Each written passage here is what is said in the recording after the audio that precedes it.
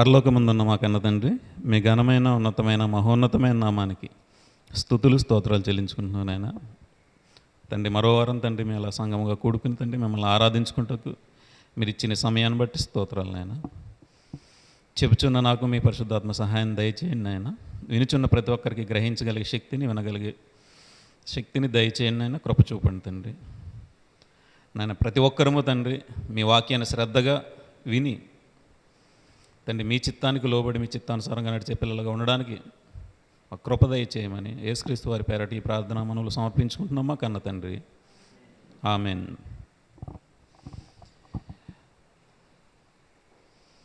కొరింథీయులకు రాసిన మొదటి పత్రిక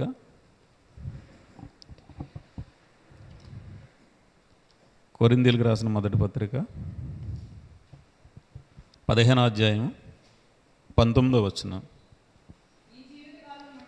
ఈ జీవితకాలం మట్టుకే మనము క్రీస్తునందు నిరీక్షించిన వారమైన ఎడల మనుషులందరికంటే దౌర్భాగ్యులమై ఉందము. ఈ జీవితకాలం మట్టుకే మనం యేసు ప్రభు వారి యందు మనం నమ్మకం ఉంచితే మనుషులందరికంటే, విశ్వాసులందరికంటే కదా, మనుషులు భూమి మీద ఎంతమంది అయితే మనుషులు ఉన్నారో వారందరికంటే మనం ఏమైపోతున్నాం? దౌర్భాగ్యులం అయిపోతున్నాం. యేసుక్రీస్తు వారి యందు ఈ లోకంలో ఐశ్వర్యం వద్ది, రోగాలు పోతే, మీకున్న ఇబ్బందులు పోతే, శ్రమలు పోతే ఆయన నమ్ముకుంటే మీకు ఏ ప్రయోజనమో ఉండదంటున్నాడు దేవుడు. దానివల్ల ఈ లోకంలో ఉన్నవారికంటే దౌర్భాగ్యులై ఉంటారు. మరి ఆయన్ని ఎందుకు నమ్ముకోవాలి? ఆయన్ని నమ్ముకుంటే, ఆయన యందు విశ్వాసం ఉంచితే మనకేమొస్తుంది? ఈ లోకంలో నమ్ముకోవద్దు అంటున్నారు. మరి దేని నిమిత్తం నమ్ముకోవాలి ఆయన్ని? లోకాసువార్త 24వ అధ్యాయము 5వ వచనం.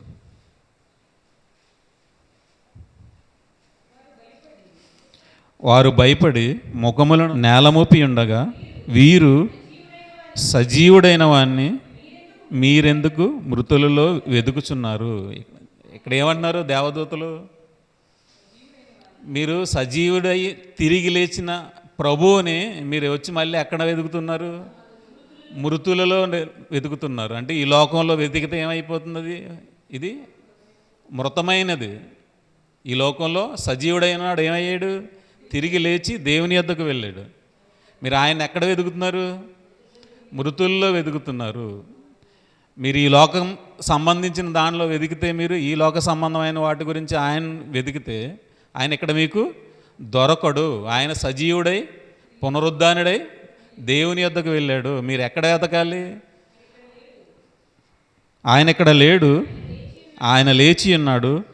ఆయన ఇంకా గలీలీలో ఉన్నప్పుడు మనిషి కుమారుడు పాపిష్టులైన మనుషుల చేతికి అప్పగింపబడి సిలువ వేయబడి 3వ దినమందు లేవవలసి ఉన్నదని ఆయన మీతో చెప్పిన మాట జ్ఞాపకము చేసుకుండని వారితో అన్నారు. ఏమన్నారు యేసుప్రభు వారు ఉన్నంతవరకు? నేను పాపిష్టిలోని జనం నన్ను పట్టుకుని నన్ను సిలువ వేసి నన్ను చంపుతారు, నేను 3వ దినాన్ని తిరిగి లేస్తాను, నేను పునరుద్ధానుడై మళ్ళీ మీకు జీవాన్ని ఇస్తాను. ఏ జీవాన్ని అయితే పోగొట్టుకున్నారో మీరు, దాని నిమిత్తం ఈ లోకానికి నేను వచ్చాను, దాని నిమిత్తమే నేను ప్రాణాన్ని ఇస్తాను. సిలువ మీద నా ప్రాణాన్ని ఇచ్చి మీ పాపాలని సిలువలో త్రుంచి వేస్తాను. మీరు దాని నిమిత్తం నన్ను వెంబడించండి. నా యందు మీరు విశ్వాసం దేని నిమిత్తం ఉంచుతారు? పరలోక సంబంధమైన ఆ వాగ్దానం మీకు దేవుడు ముందుగా చేశాడు కాబట్టి ఆ వాగ్దానాన్ని మీరు స్వతంత్రించుకోవడానికి నేను 3వ దినాన్ని లేచి నేను పునరుద్ధానుడై ఆ వరాన్ని మీకు ఇస్తాను. దాని నిమిత్తం నా యందు మీరు విశ్వాసం ఉంచండి, దాని నిమిత్తం నన్ను నమ్మండి అని ఆయన ఉన్నంత వరకు ప్రతి ఒక్కరికి తెలియజేస్తూ వచ్చాడు. తెలియజేసినప్పుడు వీళ్ళు ఏం చేస్తున్నారు? తిరిగి మళ్ళీ సమాధిలోనే ఈ భూమి మీదే వెతుకుతున్నారు. నేను తిరిగి లేస్తానని ఉన్నంత వరకు వాళ్ళకి చెబుతూనే ఉన్నాడు. ఆయన ఎక్కడ వెతికారు? మృతుల్లోనే వెతుకుతున్నారు. అలాగే ఈ జీవితకాలం మట్టుకే మనం క్రీస్తునందు నిరీక్షించిన ఎడల మనం ఎక్కడ వెతకాలి? ఆయన పరలోకంలో ఉన్నాడు, ఆయన దేవుని యొద్ద ఉన్నాడు అని మనం పైనున్న దాన్ని మనం వెతకాలి. మనుషులందరూ ఏం చేస్తున్నారు? దేవుని యందు నమ్మకం ఉంచి భూ సంబంధమైన వాటి అందే నమ్మకం వచ్చి ఈ భూమి మీద దొరుకుతుంది, ఇక్కడే దొరుకుతుంది, ఇక్కడే ఆరోగ్యం, ఇక్కడే ఉండిపోవాలి, ఇక్కడే క్షేమం అనకని ప్రతి ఒక్కరు ఎక్కడ వెతుకుతున్నారు? భూమి మీద మాత్రమే వెతుకుతున్నారు. దేవుడు ఏం సెలవిచ్చాడు? ముందు నుంచి మృతుల పునరుద్ధానం ఉంది, ఆయన తిరిగి లేస్తాడు, లేచి మీకు జీవాన్ని ఇస్తాడు, ఆయన యందు మీరు విశ్వాసం ఉంచండి. కొరింథీయులకు రాసిన మొదటి పత్రిక, ఇక్కడ అపోస్తులు కూడా ఏం చేశారు? కొరింథీయులకు రాసిన మొదటి పత్రిక 15వ అధ్యాయము 3వ వచనం. నాకు ఇయ్యబడిన ఉపదేశమును మొదట మీకు అప్పగించి తిని, అదేమనగా లేఖనముల ప్రకారము క్రీస్తు మన పాపముల నిమిత్తం మృతి పొందెను, సమాధి చేయబడెను, లేఖనముల ప్రకారము 3వ దినమున లేపబడెను. ఇక్కడ అపోస్తులకి శిష్యులకి ఏమి ఇచ్చాడు యేసుప్రభు వారు? లేఖనముల ద్వారా ఆయన పునరుద్ధానం గురించి ప్రకటించమని ఇచ్చాడు. ప్రతి ఒక్కరికి ఏం చేశాడు? ఆయన పునరుద్ధాన్ని ప్రకటించండి, ఏదైతే నేను తిరిగి లేచానో దాని నిమిత్తం ప్రతి ఒక్కరికి తెలియజేయండి. సర్వ సృష్టికి ఆయన సువార్త ప్రకటించండి. ఏ సువార్త? మేము సిలువ వేయబడిన క్రీస్తుని ప్రకటిస్తున్నాం అంటున్నారు వాళ్ళు. ఆయన ఏం చేశాడు? సిలువ వేయబడిన క్రీస్తు తిరిగి పునరుద్ధానుడయ్యాడు. మన పాపాల నిమిత్తం ఏం చేశాడు? ఆయన మన పాపాల నిమిత్తం చనిపోయాడు, సమాధి చేయబడ్డాడు, లేఖనముల ప్రకారం 3వ దినమున తిరిగి లేపబడ్డాడు. పాత నిబంధనలో దేవుడు చెప్పుకుంటానే వచ్చాడు. యెషయా గ్రంథం 53వ అధ్యాయంలో ఉంటుంది, యెషయా గ్రంథంలో ఉంటుంది. ప్రతి ప్రవక్తల ద్వారా, ప్రతి భక్తుల ద్వారా ఆయన మర్మముగా, పాత నిబంధనలో డైరెక్ట్గా దేవుడు తెలియజేయలేదు. క్రీస్తు యొక్క మర్మాన్ని ఎక్కడ ఓపెన్ చేశాడు? నూతన నిబంధనలో ఓపెన్ చేశాడు. అది ఎక్కడుంది? కొలసీలకు రాసిన పత్రిక మొదటి అధ్యాయము 27వ వచనం. అన్యజనులలో ఈ మర్మ యొక్క మహిమైశ్వర్యం ఎట్టిదో అది అనగా మీ యందున్న క్రీస్తు మహిమా నిరీక్షణ ఉన్నాడను సంగతిని దేవుడు తన పరిశుద్ధులకు తెలియపరచగోరి ఇప్పుడు ఆ మర్మమును వారికి బయలుపరిచాను. ఈ మర్మం ఏంటి? యేసుక్రీస్తు వారే. పాత నిబంధనలో ఏదైతే దేవుడు చెప్పుకుంటూ వచ్చాడో ఆ మర్మము యేసు ప్రభు వారే. ఆయన నిమిత్తమే దేవుడు ప్రవక్తలతో కానీ అపోస్తులతో కానీ ప్రతి ఒక్కరితో చెప్పించింది ఏంటి? ఆయన వస్తాడు, మీ పాపాల నిమిత్తం ఆయన ప్రాణం పెడతాడు, తిరిగి 3వ దినమున లేస్తాడు. ఏ బానిస సంఖ్యలో అయితే మీరు బిగింపబడి మీరు ఉన్నారో వాటి నుంచి, ఆ అంధకార క్రియల నుంచి మిమ్మల్ని వెలుగులోనికి తీసుకురావడానికి ఆయన చనిపోయి సమాధి చేయబడి మీకు 3వ దినాన్న ఆయన పునరుద్ధరణుడై మీకు జీవాన్ని ఇస్తాడు అని ముందు నుంచి ప్రకటించుకుంటూ వచ్చాడు. ఇప్పుడు ప్రతి ఒక్కరు ఏం చేస్తున్నారు? ఆ క్రీస్తునందు ఈ లోక సంబంధమైన దాంట్లో వెతుకుతున్నారు. మీరు సజీవుడైన వాడిని మృతులలో ఎందుకు వెతుకుతున్నారని మొదటగానే ఏం చేశారు? దేవదూతలు ప్రశ్నించారు. మీరు ఎక్కడ వెతుకుతున్నారు? సజీవుడై ఆయన తిరిగి లేస్తే మీరు ఎక్కడ వెతుకుతున్నారు? మృతులలో వెతుకుతున్నారు. ఇప్పుడు ఆయన వెంబడించి ఇప్పుడు ప్రతి ఒక్కరు ఏం చేస్తున్నారు? ఎక్కడ వెతుకుతున్నారు? భూమి మీద వెతుకుతున్నారా? పరలోక సంబంధమైన దాన్ని వెతుకుతున్నారా? మొదటగానే వారు ఏం చేశారు? దేవదూతలు, మీరు ఇక్కడ ఎందుకు వెతుకుతున్నారు? ఆయన ఆల్రెడీ తిరిగి లేచి వెళ్ళిపోయాడు, ఇక్కడ లేడు. ఆయన వెతకాలంటే ఎక్కడ వెతకాలి? పరలోక సంబంధమైన ఆత్మ సంబంధమైన వాటిని మాత్రం వెతికితే మీకు ఆయన కనపడతాడు. భూ సంబంధమైన వాటి యందు మీరు మనసు ఉంచితే ఆయన మీకు కనపడడు, మీకు తెలియదు. ఆయన నిమిత్తం ఆయన ఎటువంటి వాడో మీకు తెలియదు. ఆయన గురించి తెలియాలంటే ఈ సంబంధమైన వాటిని వెతకకుండా పరలోక సంబంధమైన వాటిని వెతికినప్పుడు మాత్రమే ఆయన దొరుకుతాడు. ఇప్పుడు ఆయన ఎప్పుడైతే తిరిగి లేచాడో ఇప్పుడు మన పని ఏంటి? ఆయన మృతుల పునరుద్ధానం గురించి మనం వెతకాలి. మనం అనేకులకి సాక్ష్యముగా తెలియజేయాలి. నేను ఆయన ఇందు గురించి నమ్ముకున్నాను, నా విశ్వాసం తిరిగి ఆయన నన్ను లేపుతాడు, పునరుద్ధానుడైన యేసుప్రభు మళ్ళీ తిరిగి నన్ను లేపుతాడనే ఆలోచనతో మేము ఆ నమ్మకంతో ఆ విశ్వాసంతో ఆయన నమ్ముకున్నాం. మీరు కూడా అదే విశ్వాసం కలిగి మీరు నమ్ముకోండి అని మనం సాక్ష్యం ఇవ్వడానికి, అనేకులకి మనం చెప్పడానికి సమాజంలోకి వెళ్ళాలి. నమ్ముకున్న మనం ఈ లోక సంబంధమైన వాటి గురించి నమ్ముకుంటే మీరు మనుషులందరికంటే దౌర్భాగ్యులు. ఎప్పుడైతే ఆయన నమ్ముకున్నామో, ఆయన విశ్వాసం ఉంచామో, ఎప్పుడు దేని నిమిత్తం? ఈ లోక సంబంధమైనది కాదు, పరమ కనాను. ఈ కనాను గురించి కాదు, ఈ లోక సంబంధమైన కనాను గురించి కాదు, పరమ కనాను గురించి మనం వెతకాలి. ఆ ప్రయాణంలో మనం ముందుకు కొనసాగాలి. కీర్తనల గ్రంథం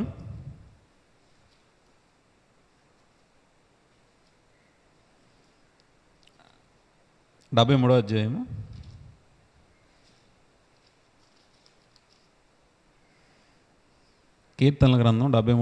26వ వచనం. నా శరీరము నా హృదయము క్షీణించిపోయినను దేవుడు నిత్యము నా హృదయమునకు ఆశ్రయదుర్గమును స్వాస్యమునై ఉన్నాడు. దేవుడు ఎలా ఉన్నాడు? నా శరీరము నా హృదయము క్షీణించిపోయినను. దేనికి ఆయన ఆశ్రయదుర్గముగా ఉన్నాడు? నా హృదయమునకు. శరీరం గురించి ఆయన మాట్లాడలేదు. దేవుడు శరీరాన్ని రక్షిస్తాడు. దేనికి ఆయన ఆశ్రయదుర్గమై ఉన్నాడు? హృదయమునకు. హృదయము ఆత్మకును స్వాస్థ్యమునై ఉన్నాడు. ఆస్తిగా ఉన్నాడు ఆయన. దేనికి? హృదయానికి. హృదయానికి ఆయన కావలిగా ఉన్నాడు. మనుషుల్ని ఎక్కడ చూడమంటున్నాడు? హృదయాన్ని చూడండి. శరీరం గురించి మీరు పట్టించుకోవద్దు. మనుషులు ఎక్కడికి వెళ్తున్నారు? శరీరాన్ని. నా శరీరం క్షీణించిపోయినను, నా హృదయం క్షీణించిపోయినను. దేవుడు దేనికి స్వాస్థ్యంగా ఉంటాడు? హృదయానికి స్వాస్థ్యముగా ఉంటాడు, కావలిగా ఉంటాడు. హృదయాన్ని ఆశ్రయంగా మనకి ఆయన ఎలా ఉన్నాడు? ఆశ్రయదుర్గముగా, అంటే కాపాడేవాడిగా ఉన్నాడు. హృదయాన్ని కాపాడితే మన శరీరము ఆయన తిరిగి వచ్చినప్పుడు లేపబడుద్ది. మనుషులు దేని నిమిత్తం బ్రతుకుతున్నారు? ఈ శరీరాన్నే కాపాడుకోవాలి. దీన్నే జాగ్రత్తగా సమాధి చేయాలి. దీన్ని జాగ్రత్తగా సమాధి చేయకపోతే పాపం. పాత నిబంధనలో ఉంది. ప్రసంగి గ్రంథం 6వ అధ్యాయము 3వ వచనం. ఒకడు 100 మంది పిల్లలు కని దీర్ఘాయుష్మంతుడై చిరకాలము జీవించినను అతడు సుఖానుభవం ఎరుగకయు తగిన రీతిని సమాధి చేయబడకయు నుండిన ఎడల వాని గతి కంటే పడిపోయిన పిండము యొక్క గతి మేలని నేను అనుకునుచున్నాను. ఇక్కడ ఏమంటున్నారు? ఇక్కడ ఒకరికి ఎంతోమంది పిల్లలు, 100 మంది పిల్లలు ఉన్నా దీర్ఘాయుష్మంతుడై చిరకాలం బ్రతికిన వాడికి సుఖం లేదు. ఫస్ట్ ఏమీ లేదు. సమాధి చేయబడటం ముఖ్యం కాదు, అక్కడ సుఖం లేకుండా బ్రతుకుతున్నాడు. ఆయుష్ ఉంది, పిల్లలు ఉన్నారు, అన్నీ ఉన్నాయి. ఏమీ లేదు. సుఖం లేకుండా బ్రతికి చనిపోతే, వాడు సరిగా సమాధి చేయకపోతే, అంటే దేవుడు ఏమంటున్నాడు? శరీరాన్ని సరిగా చూసుకున్నా వాడికి సుఖం లేదు, సంతోషం లేదు. అలాంటి వాడికంటే ఏది బెటరు? పడిపోయిన పిండం మేలు, ఆ గతి మేలు. ఎందుకంటే ఆ పడిపోయిన పిండం ఏమైపోతుంది? ఆత్మ ఏమైపోద్ది? దేవుని దగ్గరికి వెళ్ళిపోద్ది. శరీరం ఇక్కడ ఇబ్బంది పడకపోయినా, సంతోషపడకపోయినా ఆత్మ ఏమైపోయింది? దేవుని యొద్దకు వెళ్ళింది. ఇక్కడ సుఖ సంతోషాలతో ఉందామనుకున్నా, దీర్ఘాయుష్యులు ఉన్నా సుఖం లేదు, సంతోషం లేదు. మరి అలాంటప్పుడు ఆ శరీరానికి ప్రయోజనం లేదు. అంటే సమాధి చేయబడతాం అంటే, ఇప్పుడు అబ్రహాం గారు ఉన్నారు. అబ్రహాం గారికి ముందున్న భక్తుల్ని ఎవరైనా సమాధి గురించి మాట్లాడారా? మరి మాట్లాడినప్పుడు ఆ భక్తులు మరి సరిగ్గా సమాధి చేయకపోతే మరి దేవుడి దగ్గరికి వెళ్ళరా? మరి అలాగని బైబిల్ చెప్పడం లేదు కదా. హృదయానికి కాపలా ఉంటాడు ఆయన. ఎవరైతే హృదయానుసారంగా దేవుని నమ్మకం ఉంచుతారో వారిని మాత్రమే దేవుడు కనికరం చూపుతాడు, వారికి ఆశ్రయదుర్గముగా ఉంటాడు. సరిగా సమాధి చేయకపోతే పాపం అని దేవుడు చెప్పలేదు. అబ్రహాము గారి వరకు సమాధుల ప్రసక్తి లేదు. అబ్రహాము గారికి మాత్రమే ఎందుకు తెలియజేశాడంటే, ఈ శరీరాన్ని ఎలా పడితే అలా వాడొద్దు, దీన్ని ఎక్కడ పడితే అక్కడ పాడేయద్దు, దీనికి కూడా విలువ ఉంది, శరీరం కూడా తిరిగి లేస్తుంది అని అబ్రహాం గారికి తెలియజేసినప్పుడు, అబ్రహాం గారు నమ్మినప్పుడు అబ్రహాం గారు దాన్ని సమాధిని ప్రారంభించారు. అని ఒక గృహ కొనుక్కుని అక్కడ మొదలుపెట్టారు. అంటే ఈ శరీరానికి కూడా విలువ ఉంది అని. అలాగే ఎలా పడితే అలా పాడేయమని కాదు, ఎలా పడితే అలాగా దీన్ని వినియోగించమని కాదు. దీనికి ఒక పర్పస్ ఉంది, దీనికి ఒక విలువ ఉంది. ఈ విలువ ఉన్న దాన్ని మీరు విలువగా చూడాలి. దీన్ని ఎంత మాత్రం ఇష్టానుసారంగా దీన్ని వినియోగించొద్దు. తెస్సలోనికీయులకు రాసిన మొదటి పత్రిక 4వ అధ్యాయం 4వ వచనం. మీలో ప్రతివాడును దేవుని ఎరుగని అన్యజనుల వలె కామాభిలాష యందు కాక పరిశుద్ధత యందును ఘనత యందును తన తన ఘటమునులు ఎట్లు కాపాడుకొనవలెనో అది ఎరిగి ఉండుటయే దేవుని చిత్తము. ఇక్కడ సమాధి చేయబడటం ముఖ్యం కాదు. ఏం తెలియాలి ఇక్కడ? తమ ఘట్టములను పరిశుద్ధముగా కాపాడుకోవాలి. సమాధి చేసేసి ఎలా పడితే అలా బ్రతికేస్తే ఇక్కడ దేవుడు తీసుకుంటాడా? మన బ్రతుకు సరిగా లేదు, మన ఇష్టానుసారంగా బ్రతుకుతున్నాం దేవుడి పేరు చెప్పుకొని. అప్పుడు దేవుడు మనల్ని తీసుకెళ్ళిపోతాడా పరలోకానికి? ఇక్కడ ఏమంటున్నాడు? పరిశుద్ధముగా మీ ఘటాలని కాపాడుకోండి. కొత్త నిబంధనకు వచ్చేసరికి మొదటి శతాబ్దంలో ఏమైంది? సింహాలు కేసేస్తే సింహాలు ఇష్టం వచ్చినట్టు తినేసి ఎముకలు కూడా కనపడకుండా చేసినాయి. మరి వాళ్ళ శరీరాలు కనపడలేదు, సమాధి చేయడానికి కూడా వారికి అవకాశం లేదు. మరి వాళ్ళని ఏమంటాం? అది పాపం అంటామా?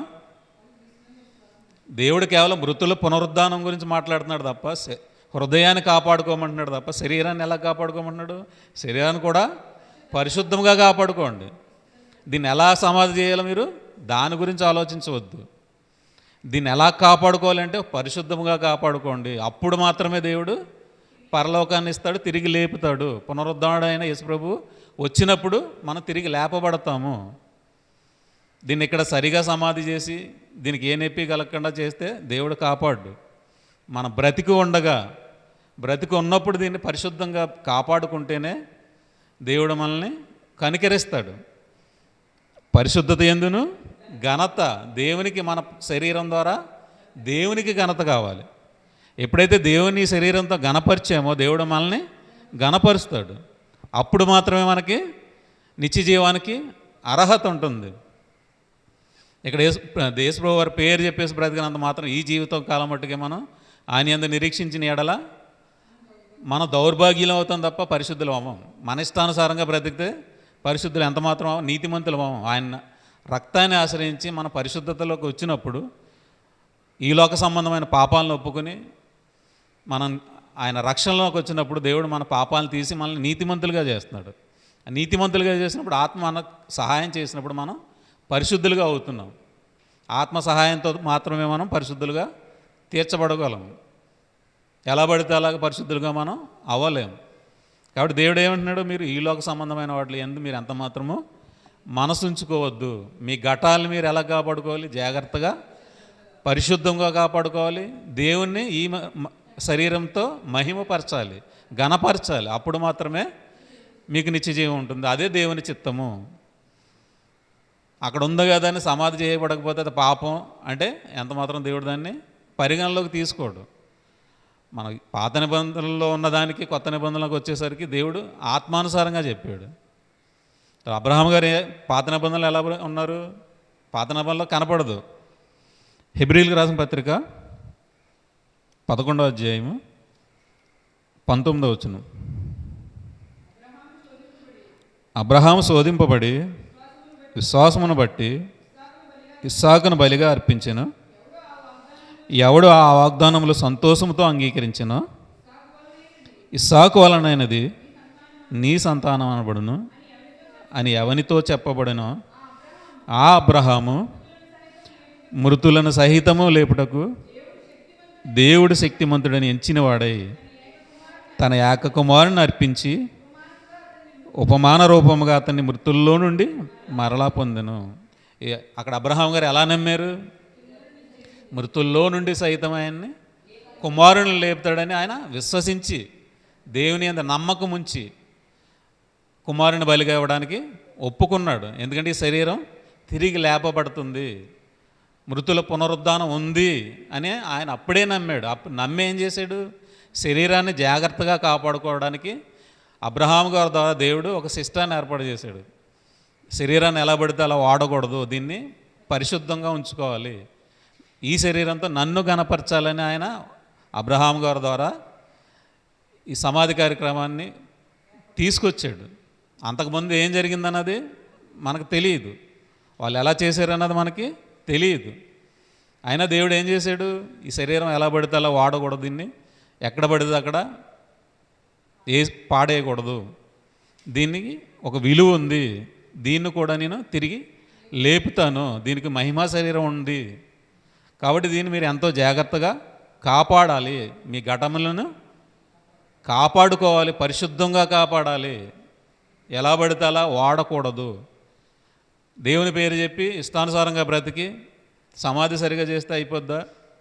అవదు. దాన్ని ఎంతమాత్రం దేవుడు ఒప్పుకోడు.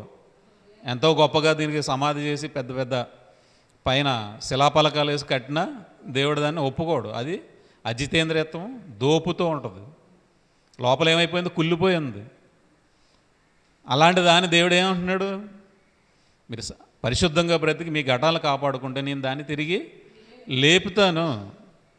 మీరు పరిశుద్ధంగా బ్రతికితే దాన్ని పరిగణలోకి తీసుకుంటాం తప్ప మీ ఇష్టానుసారంగా ఈ లోక సంబంధమైన దాని గురించి క్రీస్తు యందు నమ్మకం ఉంచితే మీకు ఎంత మాత్రం మీకు ప్రయోజనం ఉండదు. మనుషులందరికంటే మీరు దౌర్భాగ్యులై ఉంటారు తప్ప ఆయన నమ్ముకున్నంత మాత్రాన్ని మీరు రక్షింపబడలేరు, నిత్య జీవం మీకు అనుగ్రహింపబడదు. కాబట్టి మీ ఘటాలు మీరు జాగ్రత్తగా కాపాడుకోవాలి. కొరింథీయులకు రాసిన మొదటి పత్రిక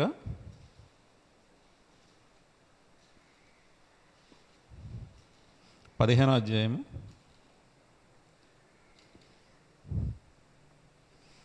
20వ వచనం.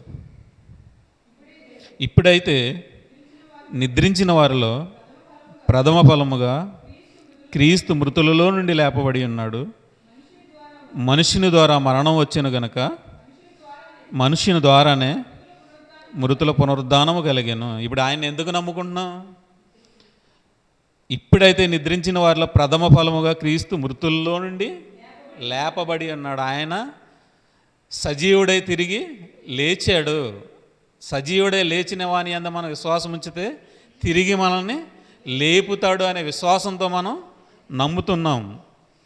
ఒక మనుషుని ద్వారా మరణం వచ్చింది కనుక ఒక్క మనుషుని ద్వారా మృతుల పునరుద్ధానం కలిగాను.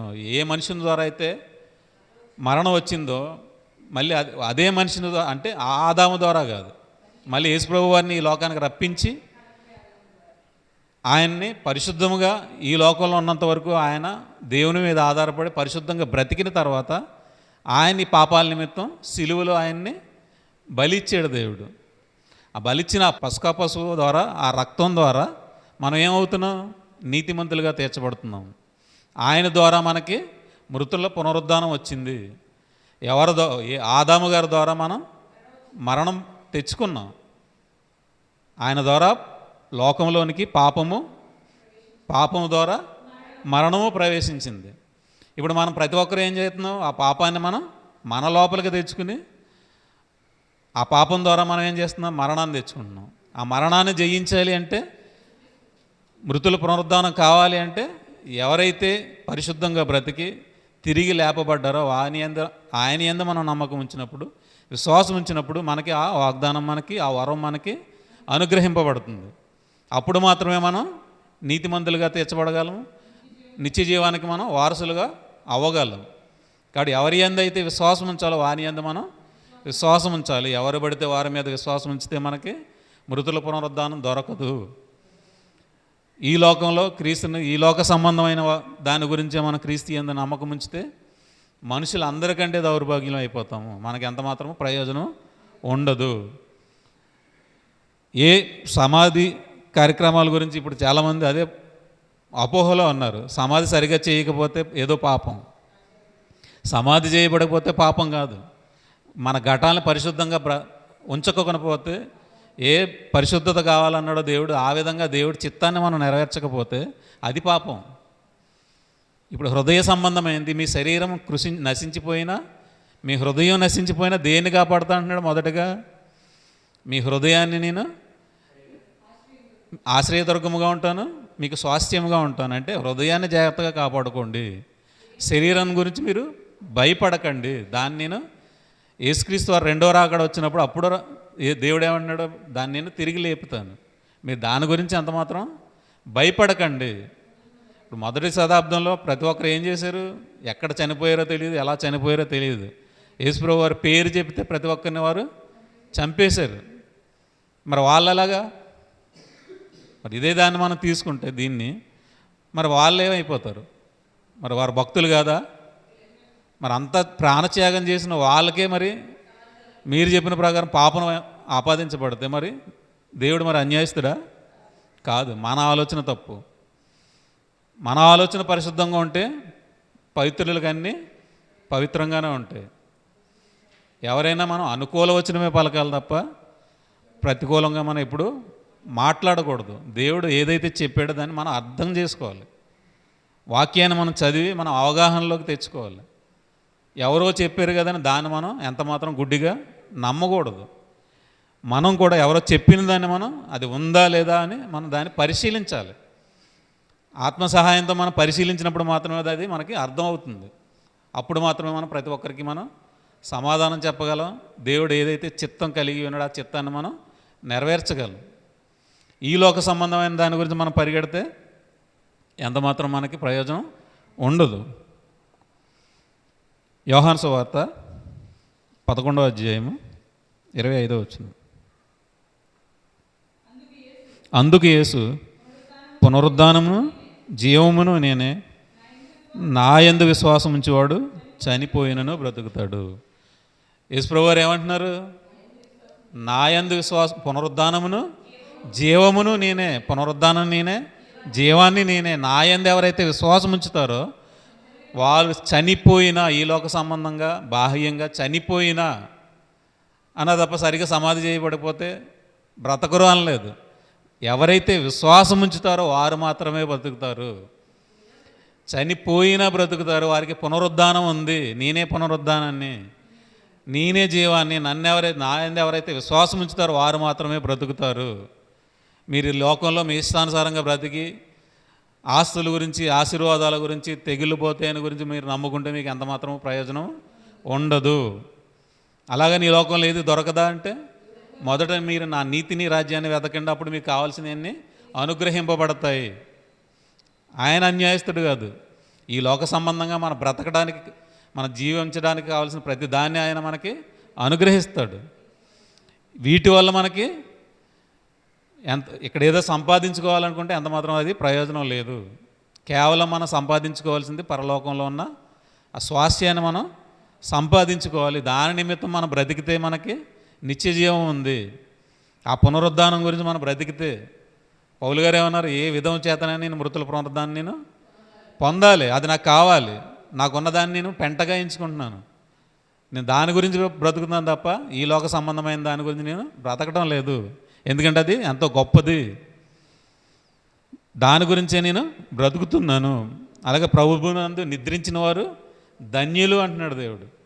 ఎవరైతే యేసుక్రీస్తు వారి యందు విశ్వాసం ఉంచి తమ ఘటాలను కాపాడుకుని, పరిశుద్ధంగా కాపాడుకుని ఎవరైతే నిద్రిస్తారో వారు మాత్రమే ధన్యులు. ఈ లోక సంబంధమైన దాని గురించి మీరు ఎంత మాత్రము పోరాడకండి, పరలోక సంబంధమైన దాని గురించి మీరు పోరాడండి. కొరింథీయులకు రాసిన మొదటి పత్రిక 15వ అధ్యాయము 36వ వచనం. ఓ అవివేకి, నీవు విత్తినది చచ్చితేనే కానీ బ్రతికింపబడదు కదా. అంటే ఇక్కడ ఏమంటున్నారు పౌలు గారు? ఓ అవివేకి, నువ్వు విత్తినది చచ్చిపోతేనే అది బ్రతికింపబడుతుంది. అలాగే మనల్ని కూడా దేవుడు ఏం చేశాడు ఇక్కడ 42వ వచనం, మృతుల పునరుద్ధానము అలాగే శరీరము క్షయమైనదిగా విత్తబడి అక్షయమైనదిగా లేపబడును, ఘనహీనమైనదిగా విత్తబడి మహిమ గలిదిగా లేపబడును, బలహీనమైనదిగా విత్తబడి బలమైనదిగా లేపబడును, ప్రకృతి సంబంధమైన శరీరముగా విత్తబడి ఆత్మ సంబంధమైన శరీరముగా లేపబడును. ప్రకృతి సంబంధమైన శరీరం ఉన్నది కనుక ఆత్మ సంబంధమైనది కూడా ఉన్నది. ఇక్కడ ఏమంటున్నారు దేవుడు? మృతుల పునరుద్ధానం ఎలాగా? ఇప్పుడు విత్తనం భూమిలో పెడితే ఎలాగైతే చనిపోయి తిరిగి ఇంకో కొత్త ఒక మొక్క వస్తుందో, అది ఎలా ఫలిస్తుందో, అలా మనకి కూడా మృతుల పునరుద్ధానం ఉంది. శరీరం మనల్ని ఇక్కడ ఎలా తయారు చేసాడు దేవుడు? క్షయమైనదిగా, ఇక్కడ నాశనం అయిపోయేదిగా ఇక్కడ మనల్ని తయారు చేసి ఇక్కడ పెట్టి, దీన్ని ఏం చేయమంటున్నాడు? ఇక్కడ చనిపోతే ఈ శరీరం తిరిగి అక్షయమైనదిగా లేపబడుతుంది. ఈ లోక సంబంధంగా మనం చనిపోతే తిరిగి దేవుడు మనల్ని ఏం చేస్తాడు? అక్షయమైన దానిగా తిరిగి లేపుతాడు. ఈ లోక సంబంధమైన దాని గురించి దీన్ని పోషించుకుంటే ఇక్కడ చూస్తే ఇది ఎంత మాత్రమో మృతుల పునరుద్ధానంలోకి వెళ్ళదు. క్రీస్తుని ఎలా నమ్ముకుంటున్నారు? ఈ జీవితకాలం మట్టుగా నమ్ముకుంటే, ఇక్కడ ఈ లోకంలో మనల్ని ఇక్కడ పుట్టించాడు, ఇదే శాశ్వతం అనుకుంటే, ఈ క్షయమైపోయే దాని గురించి మీరు బ్రతికితే మృతుల పునరుద్ధానం ఉండదు. ఇది కనురెప్పపాటులో మారిపోతుంది. యేసుక్రీస్తు వారు ప్రత్యక్షమైనప్పుడు ఏమవుతుంది? ఇది మారిపోతుంది. ఇది కొలసీలకు రాసిన పత్రిక, కొలసీలకు రాసిన పత్రిక 1వ అధ్యాయము 16వ వచనం. ఏలయనగా ఆకాశమందున్నవి భూమి యందున్నవి దృశ్యమైనవి కానీ అదృశ్యమైనవి కానీ, అవి సింహాసనములైనను ప్రభుత్వములైనను ప్రధానులైనను అధికారములైనను సర్వము ఆయన యందు సృజింపబడెను.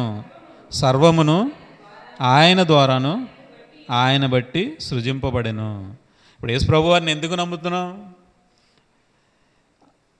ఏలయనగా ఆకాశమందు ఉన్నవి కానీ భూమి యందు ఉన్నవి కానీ, కనపడేవి కానీ కనపడనివి కానీ, అవి ప్రభుత్వాలైన సింహాసనాలైన ప్రధానులైన అధికారమైన సర్వము ఆయన యందు సృజింపబడి ఉన్నవి. సర్వము ఆయన ద్వారా ఆయన బట్టి సృజింపబడెను. కాబట్టి భూమి మీద కానీ పరలోకంలో కానీ ఏదైనా ఉంది అంటే సమస్తము ఆయన ద్వారా ఆయన బట్టి సృజింపబడి ఉన్నవి. కాబట్టి మనం ఆయన యందు విశ్వాసం ఉంచినప్పుడు ఆయన ఏదైతే మనకి ఇస్తానని వాగ్దానం చేశాడో ఆయన మనకి దాన్ని అనుగ్రహిస్తాడు. భూమి మీద కానీ పరలోకంలో కానీ ఏదైనా సరే ఆయన యందు విశ్వాసం ఉంచితే ఆయన ద్వారా మనకి అనుగ్రహింపబడతాయి. ఈ మృతుల పునరుద్ధానం కూడా అలాంటిదే. ఏదైతే ఆయన ఇస్తానన్న వాగ్దానం చేశాడో ఈ భూమి మీద ఉన్నాయి కానీ ఈ సృష్టింపబడ్డ ప్రతిదీ కానీ లైవ్ అయిపోతాయి. కనురెప్పబాటులో మన శరీరం మారిపోద్ది. ఈ అధికారం దేవునికి ఇచ్చిన తర్వాత ఇది లైవ్ అయిపోద్ది. మిక్కిల మహా వేండ్రంతో ఏమైపోతుంది? ఇది లైవ్ అయిపోతుంది. ఈ లైవ్ అయిపోయిన తర్వాత అక్కడ మిగిలి ఉన్నది ఏంటి? పరలోకం. ఈ పరలోకం అన్న దానిలో దేవుని యొద్దకు వెళ్ళాలి అంటే మనం ఆయన ద్వారా మనం వెళ్ళాలి. క్రీస్తు ద్వారా మాత్రమే మనం వెళ్తాం. అదే కొలసలకు రాసిన పత్రిక 3వ అధ్యాయం 1వ వచనం. మీరు క్రీస్తుతో కూడా లేపబడిన వారైతే పైనున్న వాటినే వెదుకుడి, అక్కడ క్రీస్తు దేవుని కుడిపార్శ్వమున కూర్చుని ఉన్నాడు. పైనున్న వాటి మీదనే కానీ భూ సంబంధమైన వాటి మీద మనసు పెట్టుకొనకుడి. ఏలయనగా మీరు మృతి పొందితిరి, మీ జీవము క్రీస్తుతో కూడా దేవుని యందు దాచబడి ఉన్నది. మనకు జీవమై ఉన్న క్రీస్తు ప్రత్యక్షమైనప్పుడు మీరును ఆయనతో కూడా మహిమయందు ప్రత్యక్షపరచబడుదురు. మన పైనున్న వాటిని ఏం చేయాలి? వెతకాలి. క్రీస్తుతో కూడా లేపబడిన వారైతే మనం ఏం చేసాం? బాప్తీసం తీసుకుని లోక సంబంధంగా మనం చనిపోయి తిరిగి లేపబడ్డాం. మీరు తిరిగి లేపబడ్డవారైతే ఏం చేయాలి? పైనున్న వాటినే వెతకాలి. భూ సంబంధమైన వాటిని వెతకకూడదు. ఆత్మ సంబంధమైన వాటిని మనం వెతకాలి. ఎందుకంటే దేవుని కుడిపార్శ్వన ఆయన కూర్చుని ఉన్నాడు. సర్వము ఆయనలో సృజింపబడి ఉన్నవి. భూమి మీద కానీ పరలోకంలో కానీ ఎక్కడైనా సరే సర్వము ఆయన మూలముగా ఆయన యందు సృష్టింపబడి ఉన్నవి, సృజింపబడి ఉన్నవి. కాబట్టి ఏమైనా ఇవ్వాలి అంటే ఆయన మాత్రమే ఇవ్వాలి. ఇప్పుడు ఎక్కడున్నాడు ఆయన? ఆయన పైన ఉన్నాడు కాబట్టి పైన వెతకాలి మనం. క్రీస్తు పైన ఉన్నాడు, మీరు భూమి మీద వెతక్కండి. ఈ లోక సంబంధమైన భూ సంబంధమైన వాటి గురించి మీరు క్రీస్తులో మీరు నమ్మకం ఉంచితే, విశ్వాసం ఉంచితే మనుషులందరికంటే దౌర్భాగ్యులుగా ఉంటారు. ఆయన పైన ఉన్నాడు కాబట్టి మీరు పైనే వెతకండి. భూ సంబంధమైన వాటిని మీరు వెతకవద్దు. వెతికితే మీకు ఏమాత్రము దొరకదు, ప్రయోజనం లేదు. ఆయన పైన ఉన్నాడు కాబట్టి ఆయన ఇవ్వడానికి సమర్థుడు. కాబట్టి పైన వాటి మీద మీరు మనసు పెట్టుకోండి తప్ప భూ సంబంధమైన వాటి మీద మీరు మనసు ఎంత మాత్రం పెట్టుకోవద్దు. ఎందుకంటే మీరు చనిపోయారు. మన బాప్తిసం ద్వారా ఏమయ్యాం? ఈ లోక సంబంధంగా చనిపోయాం కాబట్టి ఇంకా మనం ఏం చేయాలి? భూ సంబంధమైన వాటి మీద మనం మనసు పెట్టుకోకూడదు. మీరు పైన వాటిని మాత్రమే వెతకండి. మీ జీవం క్రీస్తుతో కూడా దేవుని యందు దాచబడి ఉన్నది. ఎప్పుడైతే మనం మృతుల పునరుద్ధానం గురించి మనం బ్రతుకుతున్నామో, దాని నిమిత్తం మనం ఉన్నామో, అప్పుడు మన జీవం ఎక్కడుంది? దేవుని యందు దాచబడి ఉంది. యేసుక్రీస్తు వారు ఎక్కడున్నారు? దేవుని యొద్ద కూర్చుని ఉన్నారు. సింహాసనం, ఆయన కుడిపార్చిన సింహాసనం అందు కూర్చుని ఉండి ఏం చేస్తున్నాడు? మనకు జీవాన్ని ఇవ్వడానికి సిద్ధంగా ఉన్నాడు. ఎవరైతే వారి వారి ఘటాలని జాగ్రత్తగా కాపాడుకుని పరిశుద్ధంగా కాపాడుకుంటారో, పైన వాటిని మాత్రమే వెతుకుతారో వారికి మాత్రమే నిత్య జీవాన్ని ఆయన ఇస్తాడు. ఎప్పుడు మనకు జీవమై ఉన్న క్రీస్తు ప్రత్యక్షమైనప్పుడు, ఆయన రెండవ రాకడలో ప్రత్యక్షమవుతాడు. ఆ ప్రత్యక్షమైనప్పుడు ఆయనతో పాటు ఆయన మహిమలో ప్రత్యక్షపరచబడతారు. ఆయన మహిమతో వస్తాడు. ఆయన ఏదైతే మహిమ దేవుడిస్తాడో ఆ మహిమతో ఆయన ప్రత్యక్షమైనప్పుడు ఆ మహిమ కూడా మనకి వస్తుంది. ఆ మహిమలో మీరు ప్రత్యక్షపరచబడాలంటే పైన వాటినే వెతకాలి. పైన వాటిని వెతికినప్పుడు మాత్రమే మీకు జీవం మీకు అనుగ్రహింపబడుతుంది. తెస్సలోనికీయులకు రాసిన మొదటి పత్రిక 4వ అధ్యాయము 16వ వచనం.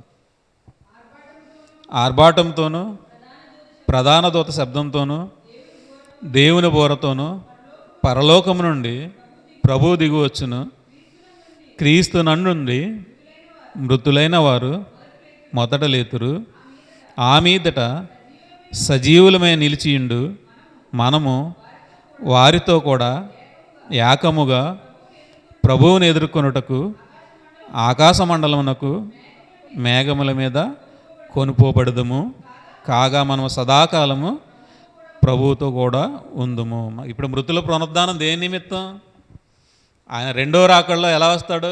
ప్రధాన దూతల శబ్దంతోనూ ఆర్భాటంతోనూ దేవుని బోరతోనూ పరలోకం నుండి యేసు ప్రభు వారు దిగి వస్తారు. వచ్చినప్పుడు క్రీస్తు నుండి ఎవరైతే ఆయన్ని పరలోక సంబంధం పైనున్న వాటిని మాత్రం వెతికిన వారికి ఆయన ఏం చేస్తున్నాడు?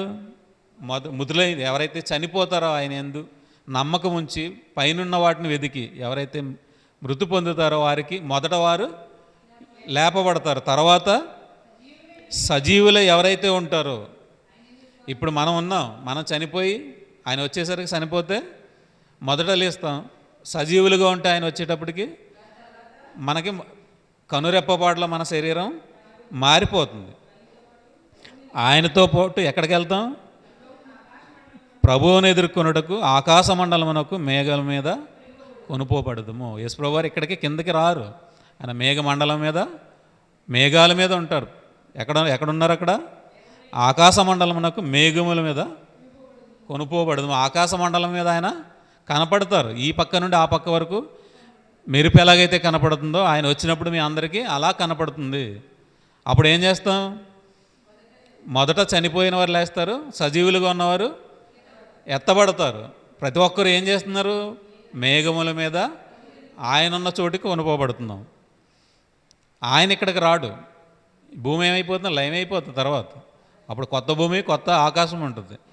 వచ్చిన తర్వాత ఎక్కడికి వెళ్తున్నాం మనం? కాగా మనం సదాకాలం ప్రభువుతో ఉందుము. దేవుని యొద్దకు మనల్ని తీసుకుని వెళ్తాడు యేసు ప్రభు వారు. ఆ నిరీక్షణ కలిగే మనం బ్రతుకుతున్నాం. ఇప్పుడు ఆయన వచ్చినప్పుడు ఈ భూమి లయమైపోతుంది. లయమైపోయిన తర్వాత మిగిలి ఉన్నదేంటి? ఈ శూన్యమంతా పరలోక సంబంధమైంది. అపవాదికిని వాడి దూతలకు ఏదైతే సిద్ధపరిచాడో అది నరకం. ఆ నరకంలో వాడు ఎవరైతే వాడి మాట విని వాడి ఇష్టానుసారంగా చేశారో వాళ్ళని అందులో పాడేస్తాడు. మిగిలినంతా పరలోకమే. ఈ పరలోకంలో దేవుని యొద్దకు వెళ్ళాలంటే ఎవరి ద్వారా వెళ్దాం? ఇక్కడ ఒక ఊరు ఉంది, ఒక సిటీ. అక్కడ ఒక రాజుగారు ఉన్నారు, లేదంటే ఒక మంత్రి ఉన్నాడు. సిటీ ఎంటర్ అయినంత మాత్రాన మనం ఆ మంత్రి దగ్గరికి వెళ్ళిపోగలమా? ఇప్పుడు ఆ మంత్రి గారి దగ్గరికి తీసుకెళ్ళాలంటే మనకి ఒక మధ్యవర్తి ఉండాలి. ఆ మధ్యవర్తి ద్వారా మాత్రమే మనం అసలైన వ్యక్తిని కలగలం. ఇప్పుడు మన పరలోకం భూమి లయమైపోయింది. లయమైపోయిన తర్వాత మిగిలిందంతా పరలోకమే. ఈ పరలోకంలో దేవుని ఎక్కడైతే దేవుడు ఆయన కదలని వాడు, స్థిరుడు.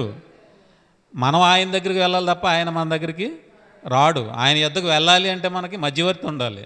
ఆ మధ్యవర్తి, ఆ ద్వారం ఎవరు? యేసుప్రభు వారు. ఆయన తీసుకువెళ్ళడానికి వచ్చినప్పుడు దేని ద్వారా తీసుకెళ్తున్నారు? మేఘముల మీద మనల్ని తీసుకుని వెళ్తాడు ఆయన దగ్గరికి.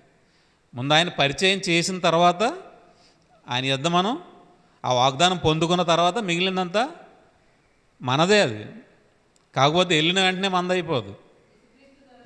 ఆయన ద్వారా దేవునికి పరిచయమై దేవుడు మనకి ఇదంతా మీకు ఇస్తున్నాను, మీరు అనుభవించండి అని రాజ్యాన్ని మనకి ఇచ్చినప్పుడు మాత్రమే మనం దాన్ని స్వతంత్రించుకోగలం, అనుభవించగలం.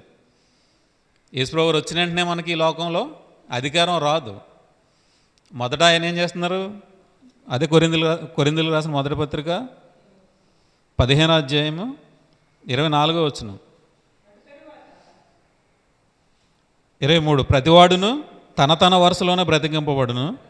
ప్రథమఫలం క్రీస్తు, తర్వాత క్రీస్తు వచ్చినప్పుడు ఆయన వారు బ్రతికింపబడుదురు. అటు తర్వాత ఆయన సమస్తమైన ఆధిపత్యమును, సమస్తమైన అధికారమును, బలమును కొట్టివేసి తన తండ్రి అయిన దేవునికి రాజ్యం అప్పగించును. అప్పుడు అంతం వచ్చును. ఎప్పుడు అంతం వస్తుంది? ఈ రాజ్యాన్ని తీసుకెళ్ళి దేవునికి అప్పగించి కింద తనకు తాను లోబడిపోతున్నాడు. 28వ వచనం, మరియు సమస్తమును ఆయనకు లోబరిచినప్పుడు దేవుడు సర్వములో సర్వము నిమిత్తం కుమారుడు తనకు సమస్తమును లోబరిచిన దేవునికి తానే లోబడును. దేవుడు ఇప్పుడు ఏం చేశాడు? యేసుప్రభు వారికి సమస్తాన్ని లోబరిచాడు. ఆయన తప్ప, దేవుడు తప్ప అని అక్కడ ఉంది, అని క్లియర్గా రాయించాడు. దేవుడు తప్ప ప్రతిదీ ఆయనకి లోబరచబడి ఉన్నది. దేవుడు తండ్రి తండ్రే, కుమారుడు కుమారుడే. కుమారుడికి ఏం చేశాడు తండ్రి? అధికారాన్ని, సమస్త అధికారాన్ని, పరలోకంలో ఉంది కానీ భూమి మీద ఉన్నది కానీ అధికారమైన, ప్రభుత్వం అయినా మరి ఏదైనా ఆయనకి ఏం చేశాడు? దేవుడు క్రీస్తు పాదముల దగ్గర తెచ్చిపెట్టి ఆయనకి లోబరిచాడు. ప్రతిదీన్ని లోబరిచిన తానే. ఆయన తప్ప అని ఉంది అక్కడ. ఆయన లోబరచబడలేదు. ఆయన తండ్రి స్థానంలోనే ఉన్నాడు. తండ్రి స్థానంలో ఉండి రాజ్యాన్ని అంతా కుమారునికి అప్పగించాడు. ఇప్పుడు ఆయనది రాజ్యం. ఈ రాజ్యం ఆయన రెండో రాకడ వరకు ఆయనే పరిపాలించాలి. ఎక్కడ? తన శత్రువు తన పాదముల కింద ఉంచు వరకు యేసుప్రభు వారు పరిపాలన చేస్తూ ఉంటారు. ఎప్పుడైతే ఆయన రెండో రాకడ వచ్చిందో, ఆ వచ్చినప్పుడు మొదటగా ఏం చేస్తున్నాడు? మొదట తమ వరుసలోనే బ్రతికింపబడతారు. క్రీస్తు వచ్చినప్పుడు ఆయన వారు బ్రతికింపబడదురు. అటు తర్వాత సమస్తమైన ఆధిపత్యమును, సమస్తమైన అధికారమును, బలమును కొట్టేసి తన తండ్రి అయిన దేవునికి రాజ్యం అప్పగిస్తాడు. అప్పుడు అంతం వస్తుంది. యేసుప్రభు వారు వచ్చిన వెంటనే అంతం రాదు. మొదట తన వారిని బ్రతికిస్తాడు. అందరినీ ఏం చేస్తాడు? దేవదూతలను పంపి తన వారిని పోగు చేసి మేఘముల మీద ప్రభు యొద్దకు తీసుకెళ్ళిన తర్వాత రాజ్యాన్ని యేసుప్రభు వారు ఏం చేస్తున్నారు? తండ్రికి ఈ రాజ్యాన్ని అప్పగిస్తున్నారు. ఈ రాజ్యం అంటే మనం, ఈ సంఘంలో మనం ఎవరెవరైతే చేర్చబడ్డామో, పవిత్రంగా పరిశుద్ధంగా బ్రతికి ఆయన యందు నిద్రించామో, ఎవరైతే మహిమా శరీరం పొందుకున్నారో వాళ్ళందరినీ ఏం చేస్తున్నారు? యేసుప్రభు వారు తండ్రికి అప్పగిస్తున్నాడు. మొదట డైరెక్ట్ మనం వెళ్ళలేము. యేసుప్రభు వారు మాత్రమే దేవునికి అప్పగించాలి. అప్పగించిన తర్వాత మనం ఆ ఫలాన్ని పొందుకుంటాం. ఆయన అప్పగించేసి ఈ రాజ్యాన్ని తాను కూడా ఏమవుతున్నాడు? లోబడుతున్నాడు. దేవుడు తనకు అప్పగించాడు ఇప్పుడు ప్రస్తుతం రాజ్యం. ఎప్పుడైతే ఆయన పునరుద్ధానుడయ్యాడో, పునరుద్ధానుడైన తర్వాత దేవుడు ఏం చేశాడు? యేసుప్రభు వారికి రాజ్యాన్ని, సమస్తాన్ని అప్పగించేశాడు. ఈ అప్పగించిన తర్వాత రెండో రాకడలో ఏం చేస్తున్నాడు యేసుప్రభు వారు? తిరిగి మళ్ళీ తనకు ఏదైతే రాజ్యాన్ని దేవుడు ఇచ్చాడో ఆ రాజ్యాన్ని తిరిగి దేవునికి అప్పగించి తానే లోబడిపోతున్నాడు. ఆ తర్వాత అంతం వస్తుంది. అప్పుడు ఈ సృష్టిలో ఉన్న మొత్తం లయం అయిపోద్ది. ఈ లయం అయిపోయిన తర్వాత మిగతా ఉన్నదంతా దేవుడు మనకిస్తాడు. తను ఏదైతే వాగ్దానం ఇచ్చాడో నిత్య జీవాన్ని ఇస్తానన్నదే తనకు తానే మనకు చేసిన వాగ్దానం. ఆ నిత్య జీవాన్ని మనకు దేవుడు అనుగ్రహిస్తాడు. అప్పుడు మాత్రం మనం దాన్ని పొందుకోగలము. అనుకున్నంత మాత్రాన ఏది మనకి అయిపోదు. దేవుడు ఏదైతే చిత్తం కలిగి ఉన్నాడో దేవుని చిత్తానుసారంగానే ప్రతిదీ ఆయన చేస్తాడు. మనం అనుకున్నట్టు అది జరగదు. అది ఈ లోక సంబంధమైంది అంత మాత్రము కాదు, అది పర సంబంధమైంది, భూమికి అతీతమైంది. అది భూ సంబంధమైంది కాదు. మీరు భూ సంబంధమైందని మీరు వెతక్కండి. ఈ జీవితం కాలం మట్టుకే మనం క్రీస్తునందు నిరీక్షించిన వారమే. మనం అందరికంటే దౌర్భాగ్యం అయిపోతాము. ఈ భూమి మీద ఏది దేవుని రాజ్యం ఉండదు. ప్రస్తుతం పరిపాలన జరుగుతుంది కదా. రాజ్యం అయితే ఏమవుతుంది? తర్వాత ఆయన వచ్చినప్పుడు దేవునికి అప్పగించేస్తున్నాడు. దేవుడు ఇక్కడ ప్రస్తుతం ఏం చేశాడు? మనల్ని మార్చడానికి తన ఆత్మని ఇక్కడికి పంపి మనలో ఉంచి మనల్ని అందరినీ పరిశుద్ధపరిచి తిరిగి తన యొద్దకు తీసుకువెళ్ళడానికి ఈ ప్రాసెస్ అంతా చేస్తున్నాడు. ఆయన వచ్చినప్పుడు తనవారు బ్రతికింపబడతారు. దేవుడు ఇక్కడికి రాడు. ఆయన స్థిరుడు, కదలని వాడు. ఎప్పుడు ఆయన యొద్దకు మనం వెళ్ళాలి తప్ప ఆయన మన దగ్గరికి తన సన్నిధిని మన దగ్గర పంపాడు.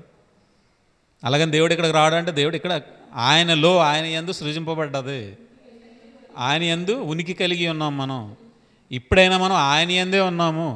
ఇప్పుడు వేరుగా మనం లేము. ఆయన నమ్ముకున్నంత మాత్రాన ఆయనలో ఉన్నారు, ఆయన నమ్ముకోకపోతే వేరుగా ఉన్నారు అనేది లేదు. అందరూ ఆయనలోనే ఉన్నాం, చలించుచున్నాం, ఆయన యందు చలించుచున్నాం. ఎవరైతే ఆయన యందు విశ్వాసం ఉంచుతారో పునరుద్ధాన దినమున ఆయన వచ్చిన దినాన్న లేపబడతారు. ఆయన ఎలా అయితే పునరుద్ధానుడై దేవుని యొద్దకు వెళ్ళాడో అలాగే మనల్ని కూడా ఆయన యొద్దకు తిరిగి తీసుకువెళ్తాడు. కాబట్టి మనం ఈ లోక సంబంధమైన దాని గురించి ఎంతమాత్రం మనం వెతకకూడదు. ఆయన పునరుద్ధానుడై తిరిగి లేచాడు. ఆ సాక్ష్యాన్ని మనకి అపోస్తులు కానీ శిష్యులు కానీ భక్తులు కానీ అందరి ద్వారా మన అందరికీ తెలియజేస్తున్నారు. తెలుసుకున్న మనం కూడా ఏం చేయాలి? అనేకులకి ఈ సాక్ష్యాన్ని పంచాలి, తెలియజేయాలి. సర్వసృష్టికి వెళ్ళి మనం ఆయన పునరుద్ధానం గురించి మనం సాక్ష్యం ఇవ్వాలి. మీరు రొట్టె ద్రాక్షరసం తీసుకున్నప్పుడు ఏమంటారు? మీరు తీసుకున్నప్పుడల్లా ఆయన మరణాన్ని ప్రచురించండి అండి. ఆ మరణం ద్వారా మనకేమైంది? పునరుద్ధానం వచ్చింది. ఆ పునరుద్ధానం దేవుడు ఏం చెప్తున్నాడు? సువార్త ప్రకటించమంటున్నాడు. ఈ ప్రకటించే క్రమంలో ఆయన ఎందు విశ్వాసం ఉంచినవారు, ఆయన ఎందు నమ్మకం ఉంచినారు ఎలా బ్రతకాలో మనకి అక్కడ వాక్యం సెలవిస్తుంది. మనం ఎంత పవిత్రంగా బ్రతకాలి, ఎంత పవిత్రంగా ఉండాలి, మన ఘటాలను ఎలా కాపాడుకోవాలి, దీన్ని ఎలా రక్షించుకోవాలి అనేది మనకి మిగతా పత్రికల ద్వారా మనకి భక్తులు తెలియజేశారు. దేవుడి ద్వారా పరిశుద్ధాత్మ శక్తి ద్వారా ఏమైంది? లేఖనాలు మన యొద్దకి వచ్చే ఒకటి ఆలోచన వల్ల ఇది లేఖనం పుట్టలేదు. పరిశుద్ధాత్మ దేవుని ప్రేరణ చేత ఈ వాక్యం మనకి, ఈ లేఖనాలు మనకి ఎవరో ఊహను బట్టో ఎవరో అనుకుంటే ఇది రాయబడలేదు. పరిశుద్ధాత్మ దేవుని యొక్క దైవావేశం చేత మనకి ఈ లేఖనాలు కలగబడ్డాయి, రాయబడ్డాయి, మన దగ్గరికి వచ్చాయి. వీటిని మనం అనుసరించి నడిచినప్పుడు ఆయన వచ్చినప్పుడు లేపబడతాం.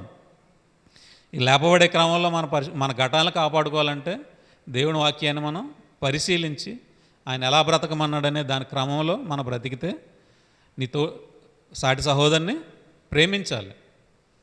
యేసుప్రభువారు ఈ లోకానికి వచ్చి మన పాపాల నిమిత్తం ఎలాగైతే ప్రాణాన్ని ఇచ్చాడో మనం కూడా మన సాటి సహోదరులు ఏడ మనం ప్రేమ చూపాలి. ఈ ప్రయాణంలో పాత నిబంధనల ప్రయాణంలో ఏం చేశారు? శరీరానుసారంగా వాళ్ళు వెతికారు, వారికి ఏమీ దొరకలేదు. ఇప్పుడు ఈ పరమకానాన ప్రయాణంలో ఎలా ఉండాలి? మనం ఆత్మానుసారంగా ఉండాలి. కంటికి కనిపించే ప్రయాణం కాదు ఇది. కాబట్టి మనం ఏం చేయాలి? ఒకరినొకరు పురుగొలుపుకొని స్వేచ్ఛగా దేవుని పని చెయ్యాలి. ఎటువంటి స్వార్థం, స్వలాభాపేక్ష ఏమీ ఉండకూడదు. ధనాపేక్ష కానీ ఈ లోక సంబంధమైన దాన్ని దాచుకుందాం అనే దాన్ని ఉండకుండా ఎప్పుడైతే మనం పరలోక సంబంధమైన దాని గురించి వెతుకుతామో దేవుడు మనకు అనుగ్రహాన్ని ఇస్తాడు. మనలో ఎంత మాత్రము లోభత్వం ఉండకూడదు. ఏ విధమైన లోభత్వానికి మీరు ఎడమియ్యవద్దు. ఎడమిస్తే మీరు జీవానికి మీరు దూరం అయిపోతారు. కాబట్టి జీవం కావాలి అంటే మనం ఎటువంటి ఈ లోక సంబంధమైన దానికి అవకాశం ఇవ్వకూడదు. క్రీస్తునందు మనం ఈ జీవితకాలం మట్టుకే మనం నిరీక్షించిన వారమే ఇలా మనుషులు అందరికంటే మనం దౌర్భాగ్యం అయిపోతాం. కాబట్టి మనం యేసుప్రభు వారిని ఎందుకు నమ్మాము, ఎందుకు విశ్వసించాము అనేది మనం పరీక్షించుకొని వాక్యాన్ని మనం ధ్యానించి చదివి మనం దేవుని యందు ఆనందించి ముందుకు కొనసాగినప్పుడు మాత్రమే మనకి అది అర్థమవుతుంది. మృతుల పునరుద్ధానం అంటే ఏంటి, ఆయన తిరిగి వచ్చినప్పుడు మనం ఎలా లేపుతాడు, మనం ఆయన్ని ఎందుకు విశ్వసించాలి, ఈ లోక సంబంధమైన దాని గురించి విశ్వసించాలా లేదా పరలోక సంబంధమైన దాని గురించి విశ్వసించాలనేది మనకు అర్థమవుతుంది. వెతికితేనే మనకి దొరుకుతుంది, వెతకకుండా ఏది మనకి దొరకదు. కాబట్టి ప్రతి ఒక్కరూ ఏం చేయాలి, వెతకాలి. వెతికితే దొరకందంటే ఏది ఈ లోకంలో ఉండదు అంటారు. మరి వెతికితే పరలోకంలో ఉన్నది పైన వాటిని మాత్రం మీరు వెతకండి అంటున్నాడు. దేవుడు ఏమంటున్నాడు, పైన ఉన్నవి వెతకండి. పైన ఉన్నవి ఆత్మ సంబంధంగా వెతికితేనే దొరుకుతాయి. ఈ లోకంలో ఉన్నవి కంటితో కనిపించేవి కాబట్టి వెతికితే కనపడతాయి. పైన ఉన్నవి మనకి భూ సంబంధమైన వాటి అయితే కనపడతాయి. ఆత్మ సంబంధమైనవి అయితే పరిశుద్ధాత్మ సహాయంతో మాత్రమే మనకి అవి అనుగ్రహింపబడతాయి. వాటిని మనం అనుభవించగలం. ఆత్మ సహాయం లేకుండా మనం ఎంతమాత్రం వాటిని పొందుకోలేము, తెలియదు కూడా. మనం ఎంత వెతికినా అవి దొరకవు. కాబట్టి మృతుల పునరుద్ధానంలో మనకి నిత్యజీవం ఉంది. ఆయన తిరిగి వచ్చినప్పుడు మనల్ని తిరిగి లేపుతాడు. ఈ లోక సంబంధమైన వాటిలో మనం వెతికితే మనకి ఎంత మాత్రము ప్రయోజనం ఉండదు. మనం ఏదో చేస్తే మనిషి చనిపోయిన తర్వాత సమాధి సరిగా చేయకపోతే ఇబ్బంది అంటే ఎంత మాత్రం అది కాదు. అది ఇప్పుడు అబ్రహాం గారికి ఒక సిస్టాన్ని ఇచ్చి ఎలా అయితే ఈ శరీరం దీన్ని జాగ్రత్తగా కాపాడాలి, దీన్ని జాగ్రత్త మీ ఘటాలని మీరు పరిశుద్ధంగా ఉంచుకోవాలని దేనికి చెప్పాడు? యేసుక్రీస్తు వారు వచ్చినప్పుడు ఈ శరీరానికి ఒక మహిమ శరీరం వస్తుంది. ఏ రక్తమాంసాలు అయితే ఇది కలిగి ఉంది, ఇది పోయి పరలోక సంబంధమైన ఒక శరీరం వస్తుంది. దాని నిమిత్తం మీరు బ్రతకండి. కాబట్టి ఈ ఘటాన్ని మీరు బ్రతుకున్నంతసేపు దీన్ని జాగ్రత్తగా కాపాడండి. ఆత్మ ఒక్కటే కాపాడబడదు, శరీరం కూడా తిరిగి లేపబడుతుంది. కాబట్టి దీన్ని మీరు ఇక్కడ బ్రతుకున్నంతసేపే మీ ఆత్మని కాపాడుకోవాలి, శరీరాన్ని కాపాడుకోవాలి, మనసును హృదయాన్ని కాపాడుకోవాలి. అన్నిటినీ జాగ్రత్తగా చూసుకున్నప్పుడు మాత్రమే మనం ప్రభువునందు నిద్రించిన వారు ధన్యులు. ఎవరైతే ఆయన చిత్తానుసారంగా బ్రతికి ఎవరైతే మరణిస్తారో వారు మాత్రమే ధన్యులు. వారు మాత్రమే తిరిగి లేపబడతారు. ఈ లోక సంబంధమైన వాటిని ఎంత మాత్రం మీరు మనసులో ఉంచుకుని ఆ విధంగా బ్రతకవద్దు అని వాక్యం మనకి సెలవిస్తుంది. కాబట్టి మనం అందరము ఆ విధంగా బ్రతకాలి. దాని గురించే మనం ప్రయాసపడాలి. స్వేచ్ఛార్పణగా దేవుడికి మనల్ని మనం సమర్పించుకోవాలి. స్వేచ్ఛగానే సజీవ యాగంగా మనం సమర్పించుకోవాలి. ఎవరో బలవంతంగా కానీ ఎవరో చెప్పారని కానీ చెయ్యకూడదు. చేస్తే దానివల్ల మనకి ఏమీ కనపడదు, దానివల్ల లాభం కూడా మనకి ఉండదు. కేవలం మనల్ని మనం పరీక్షించుకొని నేను దేని నిమిత్తం పుట్టాను, దేని నిమిత్తం నేను వెతకాలి, దేన్ని వెతకాలి, భూ సంబంధమైన దాన్న పరలోక సంబంధమైన దాన్న అని మనం ఈ పురాతన మార్గం ఏదో మనం తెలుసుకోవాలి. తెలుసుకున్నప్పుడు దాన్ని వెతికినప్పుడు మనకు దొరుకుతుంది. దేవుడు అన్యాయస్తుడు కాదు. ప్రతి ఒక్కరికి తన ఉనికిని తెలియజేసుకుంటూనే వచ్చాడు. పాత నిబంధన నుంచి ఇప్పటి వరకు తెలియజేసుకుంటూ వచ్చాడు. ఇక ముందు కూడా యేసుక్రీస్తు వారు రాకడ ఆలస్యం అయితే ఇక ముందు వారికి కూడా ఆయన తెలియజేస్తూనే ఉంటాడు. ఈ క్రమంలో మనం ఆయనకు ఆయుధాలుగా, ఆయన పాత్రలుగా మనం వాడబడాలి. కేవలం మనల్ని ఇక్కడ పుట్టించింది ఆయన పనికి ఉపయోగపడే పాత్రలుగా ఉండాలని ఆయన కోరుకుంటూ మనల్ని ఎందుకు ఆయన రాజ్యంలోకి మనల్ని ఆహ్వానించాడు. ఈ రాజ్యము అంటే ఏంటి? లోక సంబంధంగా కనబడే రాజ్యాలు కాదు. ఈ రాజ్యంలో ప్రతి ఒక్కరూ సైనికులుగా పనిచేయాలి. ఎవరి పరిమాణం చొప్పున, ఎవరి విశ్వాస పరిమాణం చొప్పున వారు పని చేసుకుంటూ ముందు కొనసాగినప్పుడే దేవుడు మనకి కృపను అనుగ్రహిస్తాడు. ఆ కృపలో మనం అంతం వరకు మన రక్షణ కాపాడుకుని అనేకుల్ని ఆయన రాజ్యంలో పాలు పంపులు పొందేలా మనం పురుగుల పాలు. ఇందులో ఎటువంటి స్వార్థం, లాభాపేక్ష ఏదీ ఉండదు. మనం ఆనందాన్ని పొందుకున్నాం కాబట్టి అనేకులకి ఈ ఆనందాన్ని పంచాలని మనం ముందు కొనసాగుతున్నాం. ఈ క్రమంలో ఈ లోక సంబంధంగా వెతికే వారికి ఇబ్బందికరంగానే మనం ఉంటాం. పౌలు గారు ఎలా ఉన్నారో ప్రతి ఒక్కరికి ముళ్ళుగాను పెంటగా ఉన్నారు. అలా మనం కూడా అలాగే ఉంటాం. మరి ప్రతి ఒక్కరికి మనం ఎక్కడికి వెళ్ళినా వాళ్ళు గుచ్చుకుంటూ ఉంటాం, పెంటగానే కనపడతాం. ఎందుకు పనికిరాని వాళ్ళకైనా మనం ఉంటాం. ఎప్పుడు మనం విలువైన వాళ్ళుగా ఉంటాం? ఆయన పునరుద్ధాన దినమున నిత్య మహిమలోకి మనం ప్రవేశపెట్టబడినప్పుడు, ఆ నూతనమైన మనకి ఆ మహిమ శరీరం వచ్చినప్పుడు మనకి ఆ విలువ కనపడుతుంది. అప్పటి వరకు మనకి చూసేవారికి కనపడదు, మనకి కనపడదు. నశించేవారికి ఆయన ఎలా ఉన్నాడు? వెర్రితనముగా ఉన్నాడు. వెర్రిగానే ఉంటుంది ఇక్కడ. ఇంత గొప్ప ఈ అవకాశాలు వదులుకొని సంపాదన లేకుండా ఏదీ లేకుండా వీళ్ళు ఎంత పిచ్చి పట్టినలాగా తిరుగుతున్నారు. ఎందుకు వచ్చింది ఇది? మీకెందుకు వచ్చింది గొడవ ఇదని? అది నశించేవారికి ఏముంది? అంతా చెడుగానే ఉంటుంది. ఎవరైతే ఆయన ఎంత విశ్వాసం ఉంచుతారో వారికి మాత్రమే అది గొప్పగా ఉంటుంది. ఆయన యొక్క పునరుద్ధానం ఎంత గొప్పదో బ్రతికుండగా తెలియదు. అది ఎవరైతే మాట వింటారో వారికి అర్థమవుతుంది, ఎవరైతే మాట వినరో వాళ్ళకి వెరితనంగానే ఉంటుంది. ఈ విలువ ఎప్పుడు తెలుస్తుంది? చనిపోయిన తర్వాత మాత్రమే ప్రతి ఒక్కరికి తెలుస్తుంది. కాబట్టి దేవుడు ఏం చేస్తున్నాడు? ఆయన పక్షపాతం లేదు కాబట్టి ముందుగానే తెలియజేస్తున్నాడు ప్రతి ఒక్కరికి. మీరు చనిపోయిన వారిని గురించి మీరు ఏడవద్దు, పోతున్న వారి నిమిత్తం మీరు ఏడవండి అంటున్నాడు. ఎందుకంటే పోయినవాడు ఎలాగ తిరిగి రాడు, వాడికి ఇంకా అవకాశం లేదు. బ్రతుకున్న వాడికి మాత్రమే మీరు ఆయన పునరుద్ధానం గురించి చెప్పండి. నాశనానికి వెళ్ళిపోతున్నారు, నాశనాన్ని జోగుతున్న వారికి మీరు చెప్పండి. అప్పుడు మాత్రమే మీకు రక్షణ, మీకు రక్షణ ఉంటుంది, అనేకులకి రక్షణ ఉంటుంది. కాబట్టి మనం దేని నిమిత్తం ఇక్కడ పంపబడ్డాము? క్షయమైందిగా మనం ఎత్తబడ్డాం. మనం ఇక్కడ దీన్ని ఏం చేసుకోవాలి? మనం అక్షయమైన దానిగా మనం దేవుని యందు మనం నమ్మిక ఉంచి విశ్వాసం ఉంచి మనమే దీన్ని తయారు చేసుకోవాలి. మీ నివాసాలను అక్కడ తయారు చేయడానికి వెళ్తానంటున్నాడు యేసు. వెళ్ళాడు ఆయన. ఈ నివాసాలు అక్కడ కట్టబడాలి అంటే మనం ఇక్కడ ఆయన చిత్తాన్ని నెరవేర్చాలి. ఆయన చెప్పినట్టు మనం బ్రతకాలి. ఆ బ్రతికినప్పుడు మాత్రమే మన నివాసాలు కట్టబడతాయి.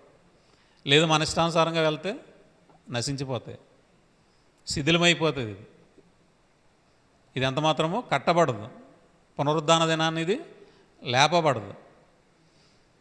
ఇష్టానుసారంగా బ్రతికి ఈ లోక సంబంధమైన దాని గురించి బ్రతికితే ఏమైపోతాం? అపవాదికిని వాడి దూతలకు ఏదైతే నియమింపబడి ఉందో ఆ అగాధ స్థలంలోకి, ఆ అంధకార స్థలంలోనికి కొనిపోబడతారు. అక్కడికి వెళ్ళాలంటే ఏమీ చేయని అవసరం లేదు. స్వతంత్రంగా మన ఇష్టానుసారంగా బ్రతికితే వెళ్ళిపోతారండి. ఇక్కడ ఇష్టానుసారంగా బ్రతికి అక్కడికి వెళ్ళిన తర్వాత మాత్రమే ఏడుపును పండ్లు కొరుకుతూ ఉంటుంది. అక్కడ చేసే అవకాశం, అక్కడి నుంచి రావాలంటే అవకాశం లేదు. ఇంక వేరే అవకాశం ఉండదు. అక్కడ నరకానికి వెళ్ళిపోతే తప్పింపబడడానికి అక్కడ అవకాశం ఎంత మాత్రము ఉండదు. బ్రతికి ఉన్నంత వరకే మాత్రమే మనకి అవకాశం ఉంది. మరణపు గవిని వరకు ఆయన మనకి సహాయం చేస్తూనే ఉంటాడు, ప్రేమ చూపుతూనే ఉంటాడు. మారండి మారండి అని. మేము మారము అంటే చనిపోతే ఎటువంటి అవకాశము ఉండదు. ఆత్మను శరీరాన్ని కలిపి చంపేవానికి మీరు భయపడండి. ఈ లోక సంబంధంగా శరీరాన్ని చంపేవాడికి ఎంత మాత్రం మీరు భయపడకండి. అంటే మనసు ఆత్మను కాపాడుకుని అనేక ఆత్మలు కాపాడితే మనకి ప్రయోజనము. ఈ విలువైన మన ఆత్మనే ఎంతో జాగ్రత్తగా కాపాడుకోవాలి. ఈ విలువైన ఆత్మ కాపాడబడాలంటే మన ఘటాలను జాగ్రత్తగా పరిశుద్ధంగా కాపాడాలి. దేవుని ఈ శరీరంతో మహిమపరచాలి. అప్పుడు మాత్రమే మనకి మహిమ శరీరం మనకి దొరుకుతుంది. కాబట్టి ఈ అవకాశం మనం అందరము అందిపుచ్చుకుందాం. చేతిలోకి వచ్చిన అవకాశాన్ని పోగొట్టుకుంటే మనకి అది మళ్ళీ దొరకదు.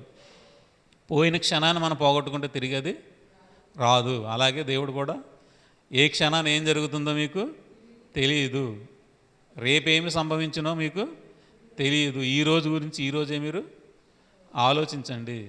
కాబట్టి మనం బ్రతికొండగానే మనం మన ఆత్మను కాపాడుకుందాం, అనేక ఆత్మల్ని రక్షిందాం.